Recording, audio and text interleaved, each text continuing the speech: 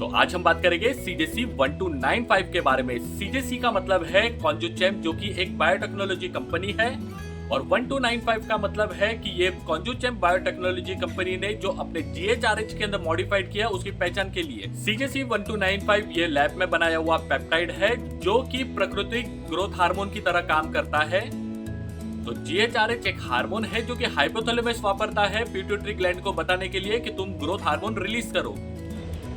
तो सीजेसी 1295 ये नकल करता है नेचुरल जीएच के सिग्नल्स को, पर इसे ऐसे बनाया गया है कि ये नेचुरल जीएचआरएच के मुकाबले बहुत ज्यादा लंबे समय तक चलता है। तो बाहर से ह्यूमन ग्रोथ हार्मोन इंजेक्ट करने के बजाय हम खुद अपने पिट्यूटरी ग्लैंड को उत्तेजित करते हैं कि अपना जीएच बनाए, और यही चीज सब कुछ बदल देता है।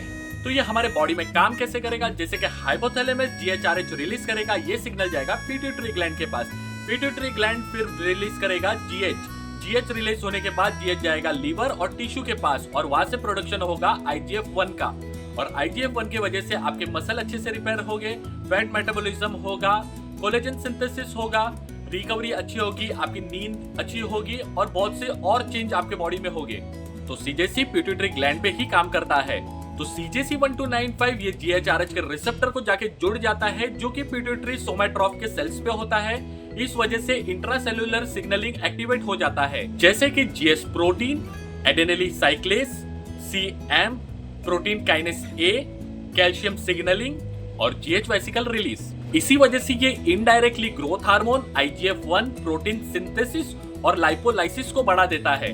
तो हमारे फिटनेस इंडस्ट्री में बहुत से लोगों को लगता है कि ज्यादा जीएच लेने से ज्यादा अच्छा इफेक्ट मिलेगा। ऐसा नहीं है, क्योंकि हमारी बॉडी नेचुरली धीरे धीरे जीएच रिलीज करती है, ना कि कंटिन्यूअसली करती रहती है, और यही धीरे धीरे जीएच रिलीज करने का जो रिदम है यही मैटर करता है। तो सीजेसी 1295 शॉर्ट एक्टिंग वर्जन जो है ये सेम हमारे नेचुरल जीएच रिलीज को मिमिक करता है, जैसे धीरे धीरे रिलीज होता है। और वहीं पे सीजेसी का दूसरा version CJC DAC drug affinity complex, जो कि लॉन्ग एक्टिंग वर्जन है, ये लंबे समय तक आपके जीएच को बढ़ा के रखेगा। तो सीजेसी के दो अलग प्रकार है और दोनों के अंदर नाजुक फर्क है। तो सीजेसी 1295 बिना डेक के इसे दो अलग नाम से जानते हैं, जैसे कि मॉड GRF 129 और दूसरा नाम है मॉडिफाइड GRF, और इसकी हाफ लाइफ लगभग आधा घंटा है। और इसको बनाने का उद्देश्य है कि ये अपने नेचुरल जीएच की मुकाबले सेम काम करे। जीएच जैसे रिलीज होता है धीरे धीरे, वैसे ये शॉर्ट जीएच रिलीज करता है। तो दिन में आप इसको कई बार ले सकते हो, आप नींद के पहले ले सकते हो, या पोस्ट वर्कआउट ले सकते हो, या फिर इसको आइपोमोरेलिन के साथ स्टैक करके भी ले सकते हो। ये ज्यादातर एडवांस यूजर ही यूज करते हैं, क्योंकि ये साइकोलॉजिकली काम करता है और ये इजी है कंट्रोल करना, और इसके ज्यादा साइड इफेक्ट भी नहीं होते हैं। और अब बात करते हैं सीजेसी 1295 डैक के बारे में। डैक मतलब ड्रग एफिनिटी कॉम्प्लेक्स, और ये पेप्टाइड हमारे ब्लड में जाके एल्ब्यूमिन के साथ जुड़ जाता है, जिस वजह से इसकी हाफ लाइफ बहुत लंबी होती है, जैसे कि 6 से 8 दिन की।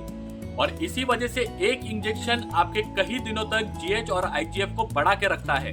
तो एक इंजेक्शन आपके जीएच और आईजीएफ को कई दिनों तक बढ़ा के रखेगा, जो कि हमारे बायोलॉजिकल एनवायरनमेंट के खिलाफ है, क्योंकि हमारी बॉडी जीएच रिलीज करती है धीरे धीरे।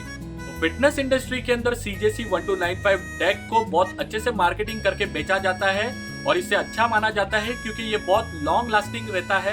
तो एडवांस पेप्टाइड रिसर्चर्स का ये मानना है जो लंबे समय तक आपका जीएच आईजीएफ बढ़ा हुआ रहेगा, तो फिर आपके बॉडी में वाटर रिटेंशन होगा, इंसुलिन रेजिस्टेंस होगा, रिसेप्टर डिसेंसिटाइजेशन होगा, आपको नमनेस होगी, आपके कार्पल टनल में प्रॉब्लम होगी। हमारी बॉडी का मैकेनिज्म है धीरे धीरे जीएच रिलीज करना, ना कि कंटिन्यूस रिलीज करते रहना। इसी वजह से एक्सपीरियंस पेप्टाइड यूजर कभी भी डैक वर्जन यूज नहीं करते, वो यूज करते हैं मॉड GRF 129 या तो फिर आइपोमोरेलिन। तो बहुत से लोग सीजेसी 1295 और आइपोमोरेलिन एक साथ क्यों लेते हैं? बहुत से लोगों को ये पता नहीं है, क्योंकि सीजेसी 1295 ये उत्तेजित करता है जीएचआरएच के पाथवे को, और आइपोमोरेलिन उत्तेजित करता है ग्रेलिन और जीएचएस के रिसेप्टर के पाथवे को। ग्रोथ हार्मोन के निकलने की मात्रा में होने वाली बढ़ोतरी जब एक साथ काम करती है, तो उसका संयुक्त प्रभाव उसके अकेले प्रभावों के योग्य से कहीं अधिक शक्तिशाली होता है। मैकेनिकली देखें तो जीएचआरएच पाथवे और ग्रेलिन पाथवे जब जुड़ जाते हैं तो धीरे धीरे जीएच रिलीज होता है, पर एक बार में बहुत ज्यादा क्वांटिटी में जीएच रिलीज होता है। तो ये लेने पे पहले 1-2 हफ्ते के अंदर आपको अच्छी नींद आएगी, अच्छी रिकवरी होगी, थोड़ा सा वाटर रिटेंशन होगा और एपिटाइट कभी कभार बढ़ जाता है। तो 3 से 6 हफ्तों के अंदर आपकी स्किन अच्छी होने लगेगी, फुलनेस आने लगेगी, आपकी जिम रिकवरी अच्छी होगी, आपको दर्द पीड़ा जो सोरनेस है, आपको सूजन है वो अच्छी होगी, आपकी ट्रेनिंग कैपेसिटी, वर्कआउट करने की कैपेसिटी बढ़ जाएगी और आपकी चर्बी घटने की प्रक्रिया तेज हो जाएगी। तो लंबे समय तक का इसका इफेक्ट देखें तो 2 से 6 महीने में आपका कोलेजन इंप्रूवमेंट होगा, टेंडन अच्छा होगा, लीन मसल मास बढ़ेगा, ओवरऑल आपका बॉडी कॉम्पोजिशन अच्छा होगा और आपको एंटी एजिंग इफेक्ट भी अच्छे मिलेंगे। और ये सारे बेनिफिट आपको growth hormone, IGF-1, collagen synthesis और सेलुलर रिपेयर सिग्नलिंग के बढ़ने के कारण आपको मिलता है। तो फैट लॉस मैकेनिज्म समझते हैं। GH ये स्ट्रांगली लाइपोलिटिक है।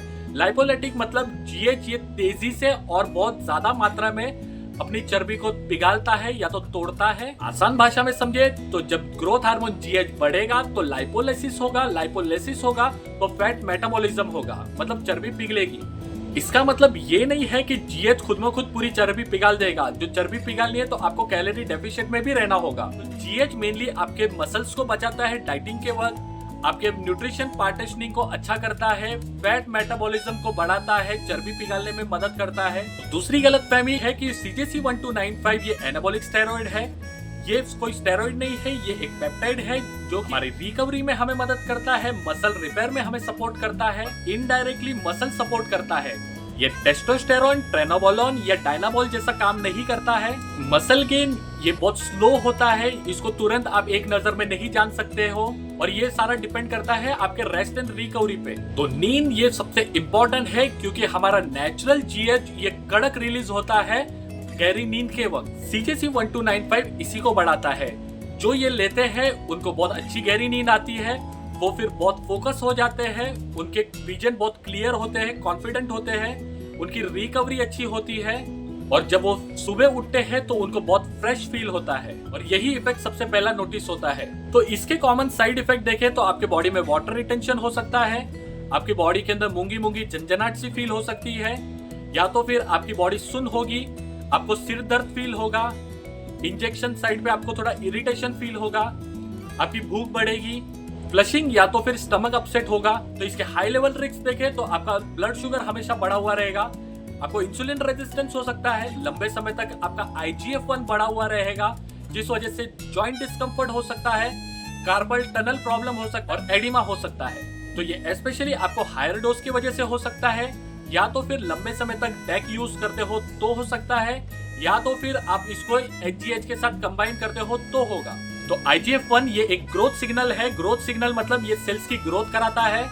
तो ग्रोथ की सेल्स मतलब ये एबनॉर्मल सेल्स को भी ग्रोथ करा सकता है जैसे कि कैंसर सेल्स।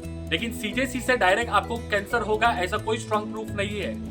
तो हमारे बॉडी के अंदर GH IGF लगातार लंबे समय तक अधिक मात्रा में बढ़े हुए रहना ये एक संकेत दे रहा है कि हार्मोन्स हमारे कोशिकाओं को और अंदरूनी अंग को बढ़ाते जा रहा है, जो कि एक समय के बाद दिक्कत देगा और ये चिंताजनक है। GH से जो भी बदलाव आते हैं जैसे कि चर्बी पिघलना, मसल गेन होना, ऊर्जा आना, ये बाहर से जो भी हमें चेंज दिखते हैं ये सिर्फ GH की वजह से नहीं आते, ये बाद में होने वाली प्रक्रिया की वजह से होते हैं। ये सारी चीजें IGF-1, water shift, collagen remodelling, sleep improvement, nervous system recovery के वजह से होती है। कुछ लोग ये धोखा खा जाते हैं टेम्पररी फुलनेस, ग्लाइकोजन रिटेंशन और वाटर रिटेंशन को मसल गेन समझ लेते हैं। तो बहुत से इन्फ्लुएंसर ऐसे पेप्टाइड्स को प्रेजेंट करते हैं जैसे कि इंजेक्ट करो और ट्रांसफॉर्मेशन हो जाएगा, वैसे नहीं होता है, रियलिटी कुछ और है। तो CJC हमारे बॉडी को नेचुरली तेजी से बढ़ाता है। जो आपका स्ट्रेस हाई है, इंसुलिन सेंसिटिविटी पुअर है, आपका डाइट अच्छा नहीं है, आपकी नींद अच्छी नहीं हो रही है, तो आपको रिजल्ट नहीं मिलेंगे और रिजल्ट मिले तो ठीक ठाक काम चलाऊ मिलेंगे। तो अनुभवी पेप्टाइड समुदाय का ये मानना है कि शॉर्ट एक्टिंग GH पल्सेस जैसे कि GH रिलीज होना, अच्छी नींद, अच्छी इंसुलिन सेंसिटिविटी और कंट्रोल में IGF-1 बढ़ना ये ज्यादा और टिकाऊ माना जाता है एज कम्पेयर टू GH हमेशा बढ़े हुए रहने के मुकाबले। इसी वजह से एक्सपीरियंस यूजर्स कभी भी डेक वर्जन यूज नहीं करते, वो लोग यूज करते हैं CJC1295 सिंपल फॉर्म, क्योंकि उनको स्मॉलर पल्सेस मिलते हैं, मतलब धीरे धीरे GH रिलीज होता है और साइकोलॉजिकली टाइमिंग को मैच होता है, मतलब प्राकृतिक टाइमिंग को मैच करता है। तो इसका मतलब ये है कि डेक वर्जन लेके GH IGF-1 कुछ दिनों तक बढ़ा हुआ रहे, इससे अच्छा है कि GH धीरे धीरे रुक रुक के छोटे हिस्सों में वो निकले ताकि वो अपनी प्रकृति सामान्य कार्य प्रणाली के अनुसार काम करे। तो ये वीडियो सिर्फ एक एजुकेशनल पर्पस के लिए, ना कि प्रमोशन या एनकरेजमेंट किसी पेप्टाइड, स्टेरॉइड या स्टैक को यूज करने के लिए।